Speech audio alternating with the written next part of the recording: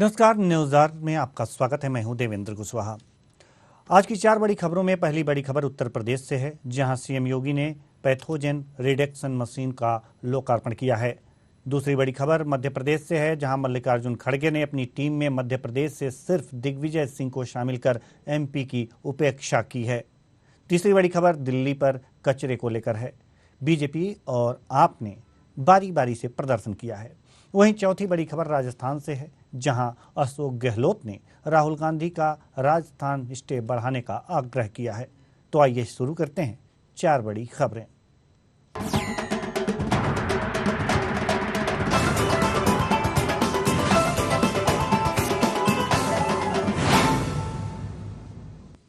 उत्तर प्रदेश के सीएम योगी आदित्यनाथ ने केजीएमयू में एशिया की पहली पैथोजन रिडक्शन मशीन का लोकार्पण किया।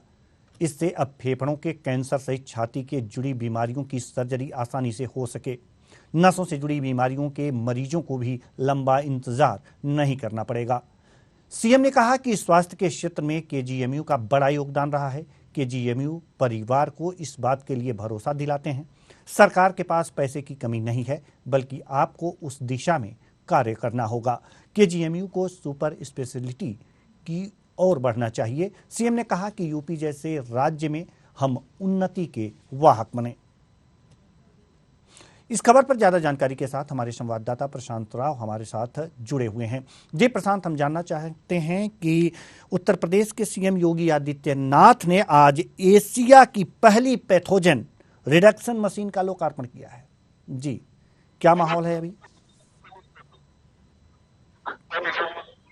जी देवेंद्र जी, देखिए उत्तर प्रदेश के मुख्यमंत्री योगी आदित्यनाथ ने पैथोजन रिडक्शन मशीन का उन्होंने लोकार्पण आज केजीएमयू अस्पताल में किया है। अब जनता को ये समर्पित मशीन होगी और ये मशीन है लंग्स कैंसर के साथ नसों की जो समस्याएं रहती थी, अब उसमें सर्जरी आसानी से होती थी और उसके बाद जांच की समस्या उसको लेकर भी अब मरीजों को बाहर नहीं जाना पड़ेगा। और ये साफ तौर से है कि मुख्यमंत्री योगी आदित्यनाथ लगातार उत्तर प्रदेश में स्वास्थ्य व्यवस्थाओं को उससे चलाने को लेकर समय समय में के मंत्री हैं और डिप्टी सीएम हैं उत्तर प्रदेश के ब्रजेश पाठक, उनके साथ समीक्षा बैठक करते रहते हैं। और ऐसे में जो राजधानी को और हाईटेक बनाने के साथ ही जो लंग्स कैंसर है, नसों की समस्याएं हैं और अन्य जो फेफड़ों को लेकर जो तमाम बीमारियां रहती हैं, उसको लेकर केजीएमयू प्रशासन की तरफ से लगातार मुख्यमंत्री योगी आदित्यनाथ को स्वास्थ्य महकमे बढ़ाने को लेकर इस नई मशीन की मांग की गई थी। और मुख्यमंत्री योगी आदित्यनाथ ने इस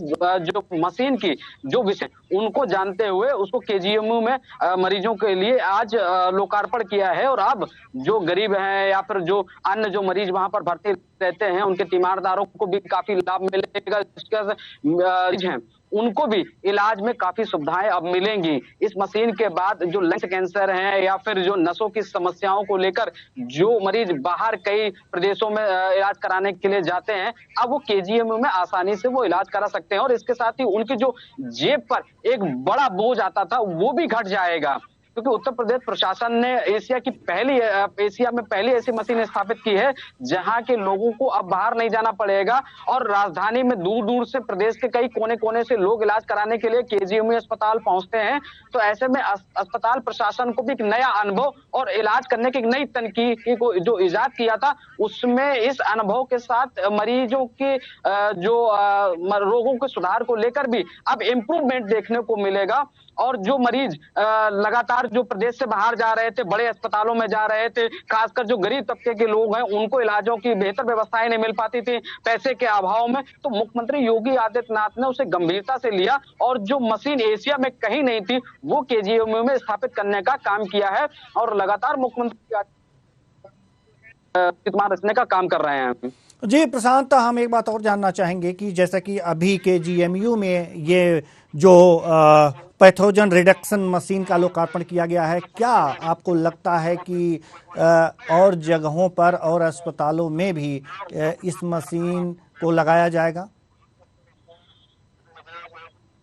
बिल्कुल, देखिए जो अभी पहली पैथोजन रिजेक्शन मशीन लगाई गई है, इसके बाद जो डॉक्टरों के जो अनुभव सामने आएंगे इस इलाज को लेकर, इस तकनीकों को लेकर, उसके बाद जो अन्य अस्पतालों में भी इस तरीके की मशीनों को लगाया जाएगा, ताकि जो प्रदेश के कोने कोने से लोग अभी केजीएमयू आते हैं तो उनको उन्हीं के क्षेत्रों में उससे बेहतर लाभ मिल सके, और वो भी स्थापित करने का काम इस अनुभव के बाद मुख्यमंत्री योगी आदित्यनाथ करेंगे, क्योंकि नई तकनीक है, नई तकनीकों से बहुत से डॉक्टरों को अभी इसकी जानकारी भी है और इससे बेहतर इलाज से कितना फर्क पड़ेगा और मरीजों को कितना लाभ मिल रहा है, ये सब अनुभव होने के बाद ही मुख्यमंत्री योगी आदित्यनाथ उसका एक काजा सर्वे या सर्वेक्षण, उसके बाद जो अन्य अस्पताल है वहां ये पैथोजन रिजेक्शन मशीन लगाने का काम किया जाएगा, अगर इसका बेहतर रिजल्ट मरीजों को मिलता है।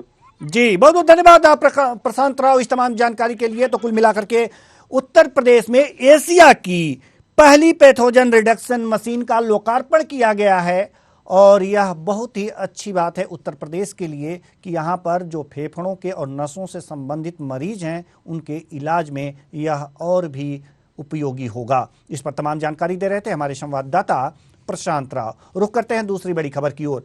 मल्लिकार्जुन खड़गे ने कांग्रेस के राष्ट्रीय अध्यक्ष पद संभाल लिया है। इसके साथ ही उन्होंने 47 सदस्यों की कार्य संचालन समिति गठित की है। यह कमेटी कांग्रेस के सभी अहम निर्णय लेगी।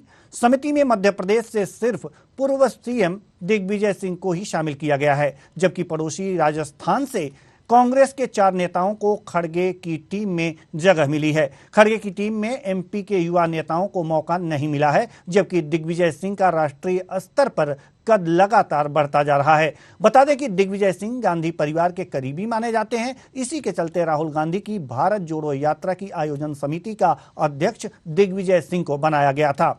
इसके साथ ही वह मध्य प्रदेश में सक्रिय हैं। मध्य प्रदेश कांग्रेस अध्यक्ष और पूर्व मुख्यमंत्री कमलनाथ ने भी दिग्विजय सिंह को कार्यकर्ताओं को अनावश्यक रूप से परेशान करने वाले मामले देखने वाली समिति का प्रमुख बनाया है। इसे लेकर समिति बैठक भी कर चुकी है। इसकी सभा की शुरुआत दतिया से करने का निर्णय लिया गया है।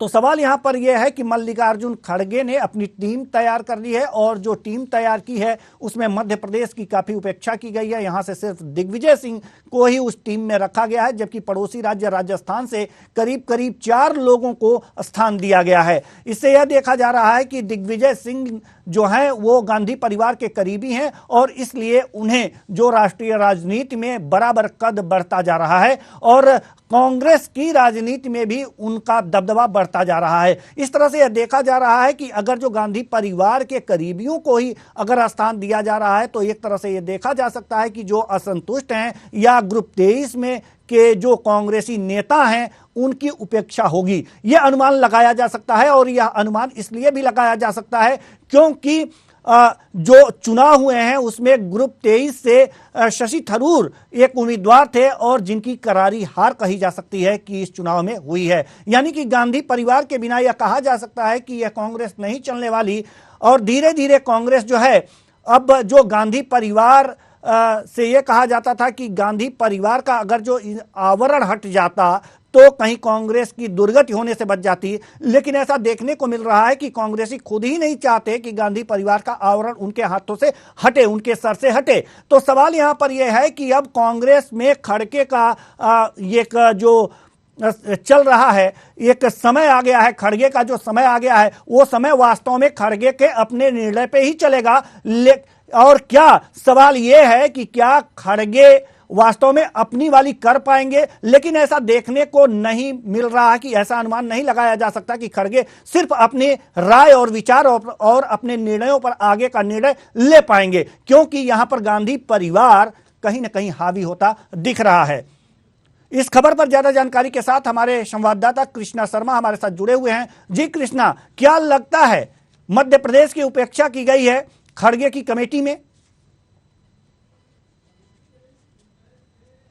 मल्लिकार्जुन खड़गे ने संचालन समिति की घोषणा की है। 47 लोगों की लिस्ट जारी की है, उसमें मध्य प्रदेश के लोगों का नाम नदारद है। सिर्फ मध्य प्रदेश से पूर्व मुख्यमंत्री दिग्विजय सिंह का नाम है और जो और नेता है, युवा नेता है, उनका नाम नदारद है। तो कहीं ना कहीं मध्य प्रदेश से कांग्रेस के नेताओं का नाम न होना एक निश्चित रूप से प्रश्नवाचक चिन्ह है। और ऐसे में जब 2023 का विधानसभा चुनाव इतने नजदीक है, और संचालन समिति में सिर्फ पूर्व मुख्यमंत्री दिग्विजय सिंह का नाम, तो ये जरूर गौर करने वाली बात है।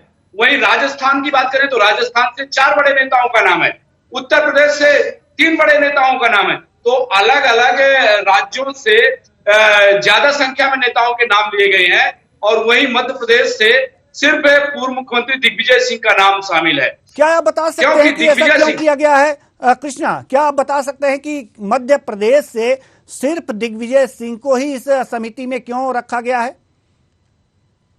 देखिए देवेंद्र जी, सबसे पहले कि जो भारत जोड़ो यात्रा चल रही है और राहुल गांधी के साथ दिग्विजय सिंह पैक से पग मिलाकर चल रहे हैं, तो इसलिए गांधी परिवार के खास कहे जाते हैं, और पूरे जो आयोजन समिति है भारत जोड़ो यात्रा की, उसके भी अध्यक्ष हैं दिग्विजय सिंह। तो कहीं ना कहीं जो गांधी परिवार का आशीर्वाद है वो दिग्विजय सिंह के साथ बना हुआ है।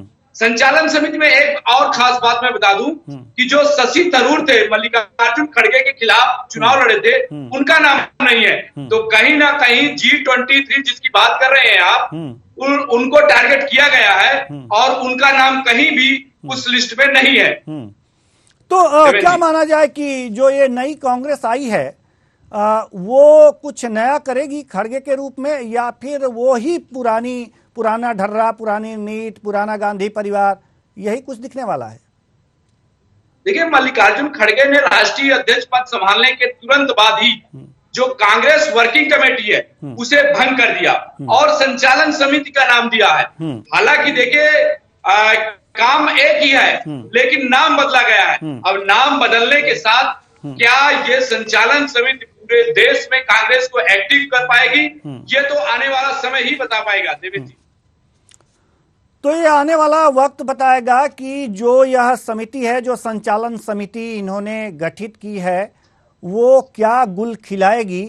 लेकिन फिलहाल अभी अंदाजा यही लगाया जा सकता है कि खड़गे की टीम में गांधी परिवार के जो करीबी हैं उनको जगह मिल रही है, और कहीं ना कहीं गांधी परिवार का वर्चस्व बना ही रहेगा। बहुत बहुत धन्यवाद कृष्णा शर्मा इस तमाम जानकारी के लिए। तो कुल मिलाकर के देखा जा रहा है कि खड़गे की टीम में मध्य प्रदेश की उपेक्षा हुई है। यह उपेक्षा क्यों हुई, इस पर तमाम जानकारी दे रहे थे हमारे संवाददाता कृष्णा शर्मा। रुक करते हैं तीसरी बड़ी खबर की ओर। दिल्ली में एमसीडी चुनाव के पहले कूड़े पर सियासत तेज हो गई है। दिल्ली के सीएम अरविंद केजरीवाल के गाजीपुर दौरे से पहले भाजपा और आप के कार्यकर्ताओं ने जमकर बवाल किया। दोनों ने एक दूसरे के खिलाफ जमकर नारेबाजी की। हंगामे कुछ देर बाद केजरीवाल गाजीपुर में कूड़े का पहाड़ देखने पहुंचे। उन्होंने कहा कि भाजपा ने 15 साल में कूड़े के 3 पहाड़ दिए हैं, दिल्ली को कूड़े का ढेर बना दिया। इस बार एमसीडी चुनाव कूड़े के मुद्दे पर होगा। सीएम ने चुनौती दी कि भाजपा बताए कि एमसीडी में पिछले 15 साल में क्या काम किया। भाजपा कार्यकर्ताओं के हाथों में काले झंडे लेकर केजरीवाल गो बैक के नारे लगाए। पहले भाजपा कार्यकर्ता दिल्ली सरकार के खिलाफ प्रदर्शन कर रहे थे, इसके तुरंत बाद आप कार्यकर्ता वहां पहुंच गए। भाजपा ने आरोप लगाया कि केजरीवाल गाजीपुर कूड़े पर पॉलिटिक्स कर रहे हैं। तो कूड़ा पॉलिटिक्स दिल्ली में जारी है। कूड़ा किसके नाम किया जाए, लेकिन कूड़ा तो है। कूड़े के पहाड़ भी हैं, कूड़े के 3 ढेर भी दिखाई दे रहे हैं। इस खबर पर हमसे बातचीत के लिए हमारे साथ टीएन मनीष, जो वरिष्ठ पत्रकार हैं, हमारे साथ जुड़ चुके हैं। बहुत बहुत स्वागत है आपका हमारे इस कार्यक्रम में। टीएन मनीष जी, हम आपसे जानना चाहते हैं कि ये कूड़ा पॉलिटिक्स दिल्ली का क्या कहलाता है? देखिए, दरअसल दिल्ली में जिस तरह से एमसीडी में लगातार भारतीय जनता पार्टी भी है, और जिस तरह से जो कूड़े की बात है, तो इतना बड़ा महानगर है, अब वहां पर रोज का जो निस्तारण है, उसके अलावा इसको एक बेस्ट यूज ऑफ वेस्ट के तहत जो है कोशिश की गई है, और उसका संधारण और उस तरह से उसको मजबूती देने का प्रयास है।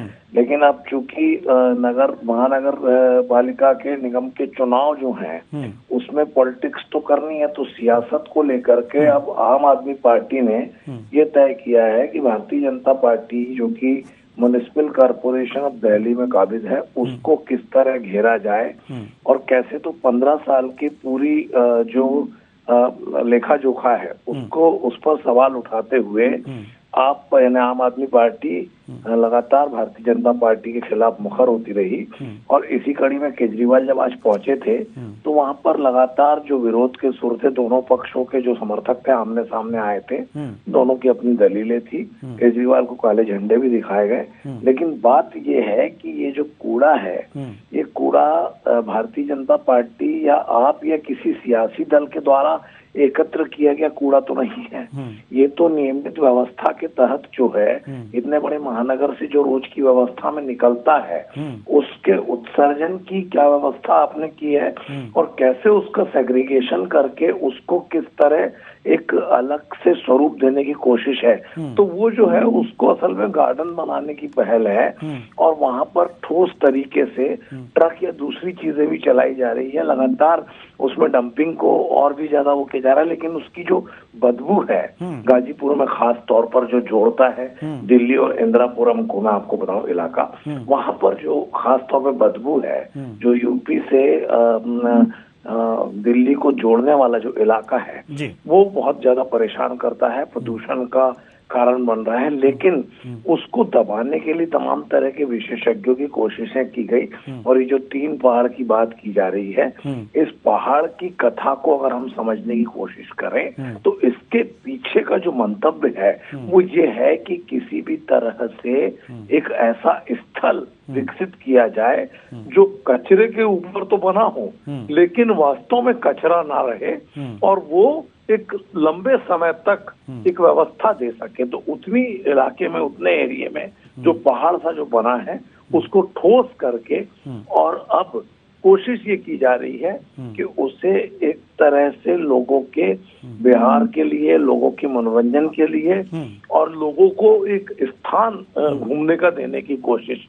तो ये भी बीच में बात आई थी। अब केजरीवाल और उनकी जो सरकार है वो लगातार भारतीय जनता पार्टी की जो नगर की सरकार है, महानगर की, वहां पर उसको घेरने की कोशिश करने के पीछे उनका सियासी मंतव्य है। वो ये चाहते हैं कि आने वाले समय में जब चुनाव आए तो जनता के सामने ये सवाल उठाया जाए कि जो भारतीय जनता पार्टी का नगर निगम है दिल्ली में, एमसीडी है, वो जब लोगों को रोज के कचरे से मुक्ति नहीं दिला पाया तो 15 वर्ष में उसने क्या कुछ किया है। और आम आदमी की जो सरकार है वो उसको घेरने के लिए मुद्दे देख रही है और इस मुद्दे को बड़े मुद्दे के तौर पे, लेकिन भारतीय जनता पार्टी के अपने तर्क हैं और इनके अपने तर्क हैं। जनता को फैसला करना है, जनता बीच में इस समय मूकदर्शक है और दोनों ही पार्टियों के पूरे मूवमेंट को जनता भी देख रही है, भाप रही है, आंक रही है और वो समय पर अपना निर्णय देगी। समय पे अपना निर्णय देगी। बहुत बहुत धन्यवाद टीएन मनीष जी इस तमाम जानकारी के लिए। तो कुल मिलाकर के कूड़े पर दिल्ली में राजनीति हो रही है क्योंकि नगर निगम के चुनाव हैं और इस चुनाव में सबको सफलता हासिल करनी है और इसलिए अब कूड़ा और कूड़े पर राजनीति शुरू हो चुकी है। रुक करते हैं चौथी बड़ी खबर की ओर। कांग्रेस नेता राहुल गांधी की भारत जोड़ो यात्रा को लेकर कांग्रेस शासित राज्यों में उत्साह है। राजस्थान में सीएम अशोक गहलोत ने राज्य में यात्रा की अवधि और जिले बढ़ाने के लिए कोशिशें तेज कर दी हैं। अगले साल प्रस्तावित विधानसभा चुनाव को देखते हुए राहुल गांधी की यात्रा में शामिल जिलों और दिनों को दोगुना करने पर विचार किया जा रहा है। सीएम अशोक गहलोत ने सिफारिश की है कि राहुल गांधी का राजस्थान में स्टे बढ़ाया जाए। राहुल 7 दिसंबर को मध्य प्रदेश होकर राजस्थान में प्रवेश करेंगे। भवानी मंडी से प्रवेश लेकर वे झालावाड़, कोटा, सवाई माधोपुर, टोंक, दौसा से अलवर होते हुए राजस्थान से बाहर निकल जाएंगे। भारत जोड़ो यात्रा राजस्थान में 20 दिन रहेगी। गहलोत चाहते हैं कि राजस्थान के कोटा से चित्तौड़गढ़ होते हुए भीलवाड़ा, अजमेर और फिर जयपुर से यह यात्रा आगे बढ़े। इससे राहुल गांधी के कवर होने वाले जिले 5 से बढ़कर 10 हो जाएंगे। साथ ही उनका स्टे भी 20 दिन से बढ़कर 40 दिन हो जाएगा। यह पार्टी के लिए बहुत अच्छा हो सकता है। तो सवाल यहां पर यह है कि अशोक गहलोत ये चाहते हैं कि राहुल गांधी को राजस्थान में कुछ ज्यादा दिन गुजारने चाहिए और यह ज्यादा दिन गुजारने से यह हो सकता है कि कांग्रेस को लाभ हो सकता है आने वाले विधानसभा चुनाव में। तो इसी के लिए वो लगातार आग्रह कर रहे हैं। हालांकि वो नजदीकी थे गांधी परिवार के, लेकिन कांग्रेस अध्यक्ष पद के चुनाव से पहले कुछ ऐसा घटित हुआ राजस्थान में जिससे कि वो गांधी परिवार की नजरों से उतर गए और यह उतरना था कि उनकी गद्दी भी असुरक्षित माने जाने लगी थी। लेकिन सवाल यह है कि गद्दी तो उनकी बच गई, राजस्थान के सीएम बने रहे, लेकिन जो कांग्रेस अध्यक्ष पद के लिए उनका चुनाव होना था और वो लड़ने वाले थे, वहां से उन्हें हाथ धोना पड़ा था। अब सवाल यहां पर यह है कि वो करीब कैसे आए, यानी कि अशोक गहलोत जो हैं वो अब गांधी परिवार के करीब कैसे आए। इसी के लिए शायद एक कवायद चल रही है कि हां, अगर जो राहुल गांधी 20 दिन के बजाय 40 दिन अगर जो रुकें राजस्थान में तो बात बन सकती है। लेकिन अगर जो बात बनानी ही है तो 20 दिन में ही बना लीजिए, इसमें कौन रोकता है। फिलहाल 4 बड़ी खबरों में आज के लिए बस इतना ही।